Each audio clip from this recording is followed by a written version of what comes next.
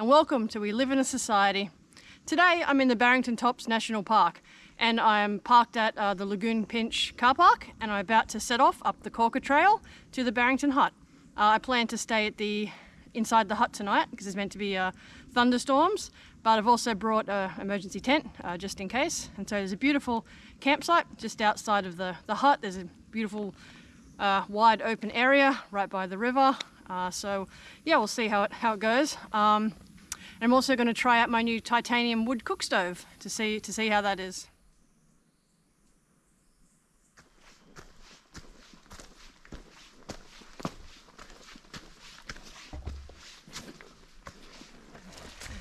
And so the ascent up the Corker begins.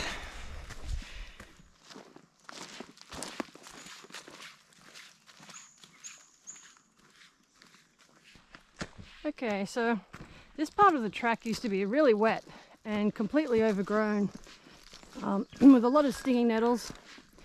And then you also had the fear of snakes, especially in the summertime. But it seems to have been cleared and dried out in the last 5 years or so.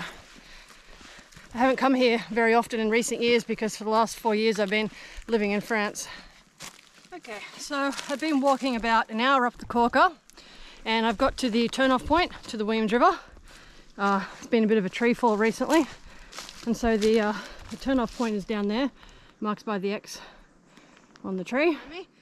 And so back in like 2003, 2004, me and two of my friends, Doug and Justin, we forged this path. We spent like 3 weekends in a row forging this path sort of across the ridge to get down to Williams River, because we used to do like a 12-hour canyon trip along the Williams River, but before we'd have to walk an extra hour up the Corker and then down Cungy Rock to get to the start point. And it's on, when you already have like a 12-hour day, it's a lot of extra uphill energy expenditure that you can't really afford. And so we made this track, and it cuts a couple of hours off the day. It makes it much more enjoyable because you don't have to do this horrible slog up the Corker at the start. So so this is where I usually have a break. It took me about 45 minutes to get here from the car park today with the full pack.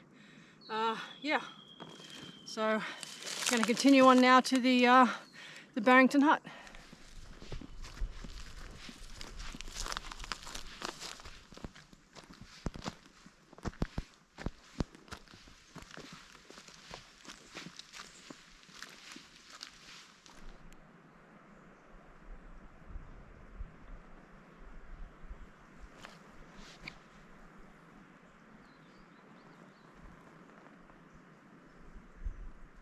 Okay, so I'm at the next landmark. We have the lookout.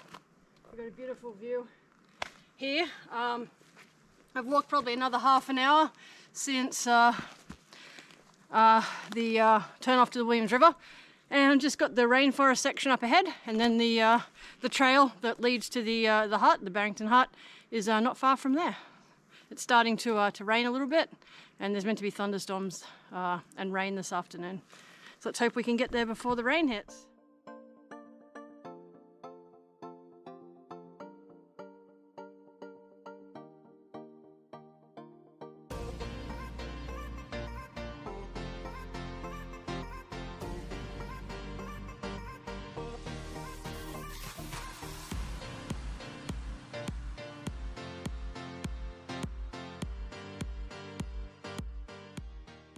Alright, so I've only been sitting here a few minutes and I've already attracted the leeches. Here you can see, right there.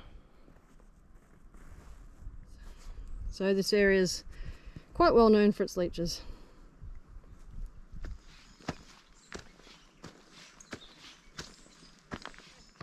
Okay, so right now I'm in the rainforest section and I love this.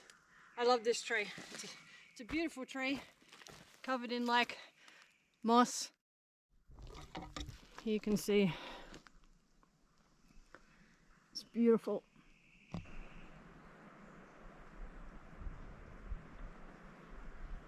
we go. So I never thought I'd actually have to record a video like this, and I never thought I would find myself in this situation because I've been to the Barrington Tops so many times, but like I said, I haven't been here for a number of years. Probably like 4.5 years, I would say, maybe even longer.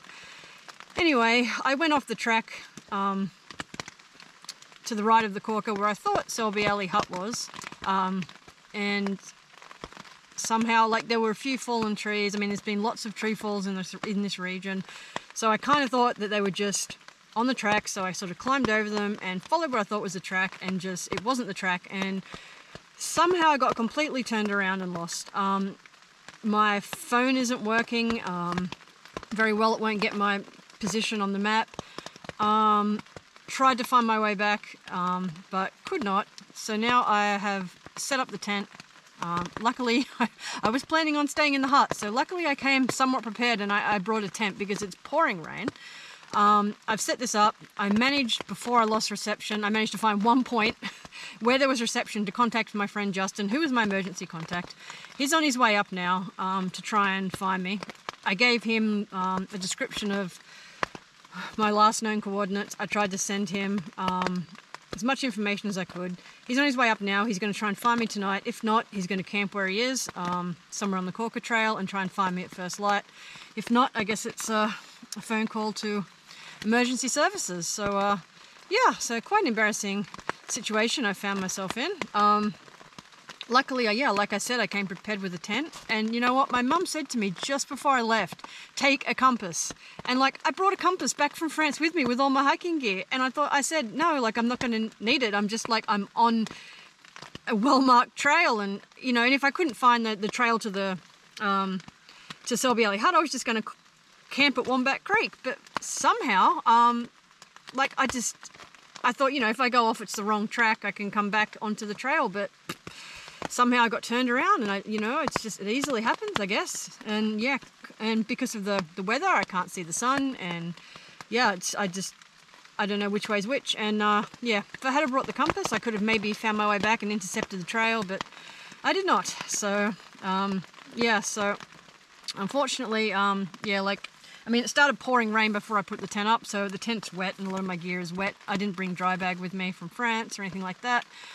So yeah, my gear got a bit wet. I've got enough food for tonight and tomorrow morning, but if I'm not found before then, I might be in a bit of trouble. So yeah, anyway, I mean, I'm sure I can go a little while without eating, but I didn't bring much water either. I just brought like a litre of water and a beer, so I might have to go lick the water off the fly tomorrow morning. So anyway, I hope Justin can find me tonight. It's going to be hard hearing him with the rain, but I know roughly what time he should be near the turn-off point where I last went off the trail, so hopefully he's bringing a whistle. Hopefully I can hear that, and I've turned my phone off to conserve battery. Yeah, hopefully I can somehow make a noise that he can hear to find me. And yeah, I got pretty scratched up. I don't know if you can see on the vines, I'm cut up, bleeding quite a lot from the vines. Yeah, anyway, we'll see what happens. Hope Justin finds me. Alright, since everyone else does video blogs, I'm going to do one. Chantel's gone and done herself a mischief.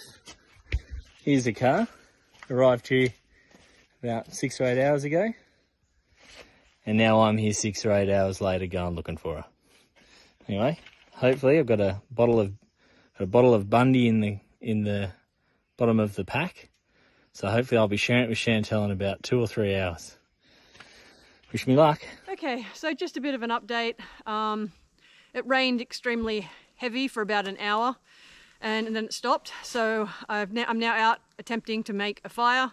I'm hoping that Justin might see the smoke. It's about 5 o'clock, so it's still 2 hours from when he should reach the point where I went off trail, off the Corker Trail. So I'm hoping that I can get the fire big enough that he might see the smoke, but I might not actually get it established because everything's just, yeah, saturated. So yeah, I've set up camp here. You can see my Lanson ultralight tent in the background and my Helinox chair. So I'm just gonna cook some food because I'm quite hungry and wait. That's all I can do. I'm not gonna leave this spot. I'm hoping in the morning, I mean, if Justin doesn't find me today, I'm hoping that in the morning he will, or at least the sun will be out so I can get an idea of which direction to head.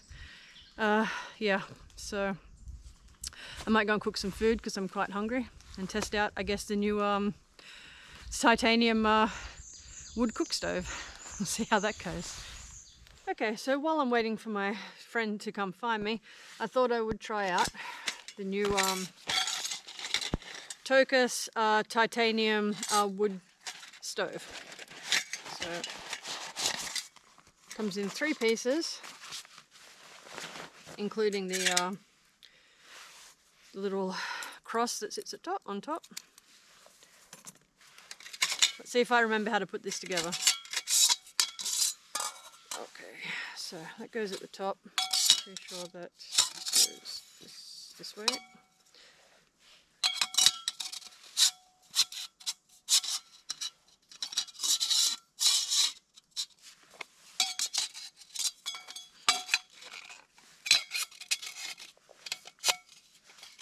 That one goes all the way down to there.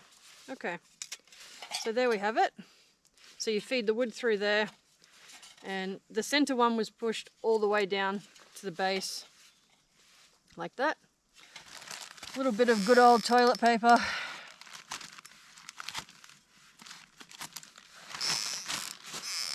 And then I'm going to feed in some moss sticks, as you can see here.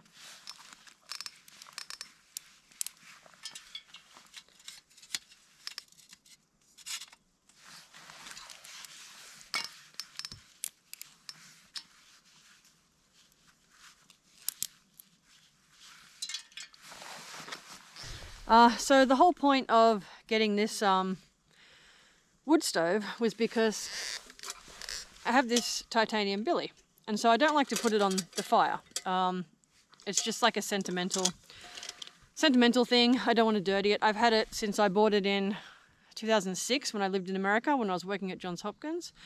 And it's been on every major trip I've ever done. It's been down South America when I cycled through Peru, Bolivia, Argentina and Chile with my friend Aaron. It's gone 16,000 kilometers around Australia.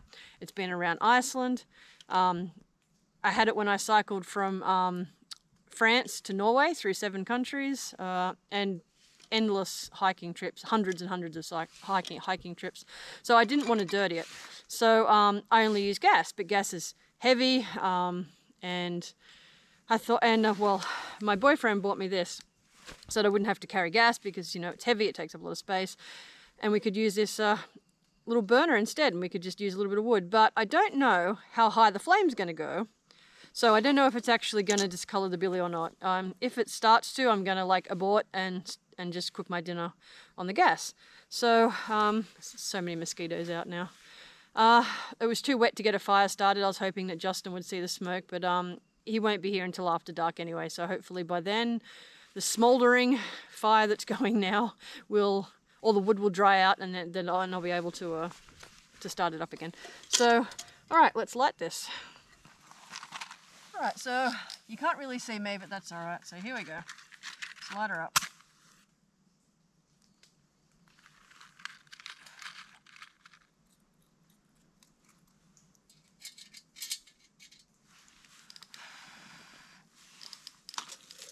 Okay, so let's see how long it takes to boil a billy of water.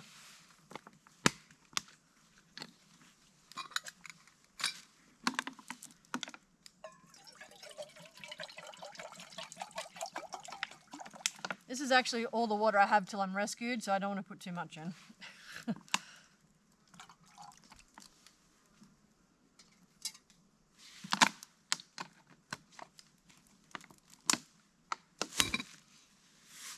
And we just have some chicken curry.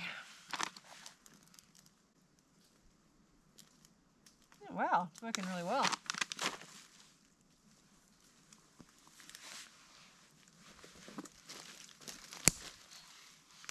And I'll feed in some wet sticks.